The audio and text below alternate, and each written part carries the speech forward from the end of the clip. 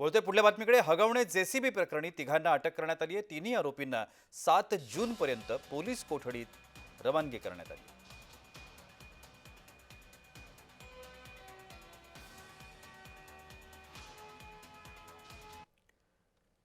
दरम्यान हगवणे कुटुंबियांचा आणखी एक कारनामा समोर आलाय. तोतेया बँक अधिकाऱ्यांना जेसीबी ताब्यात घेण्यासाठी त्यांनी पाठवलं. बँकेचे आदेश नसताना देखील जेसीबी त्यांनी जप्त केला.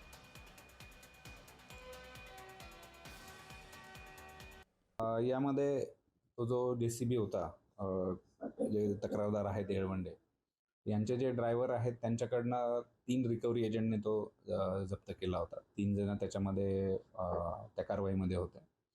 ज्यावेळेस त्यांनी तो JCB संबंधित जे बँकचे लीगल ॲडवायझर आहेत त्यांच्याशी संपर्क केला, असं JCB मशीन आपण जप्त केलेलं आहे.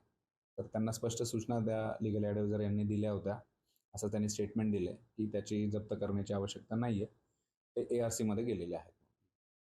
त्यावेळेस त्यांनी तो JCB या तिन्ही रिकव्हरी एजंटनी तो ज्यांच्याकडनं जप्त केला त्यांना देणं अपेक्षित होतं. त्यांनी तसं न करता जे हगवणे आहेत, शशांक हगवणे, त्यांच्या ताब्यामध्ये तो JCB मशीन दिलेला आहे.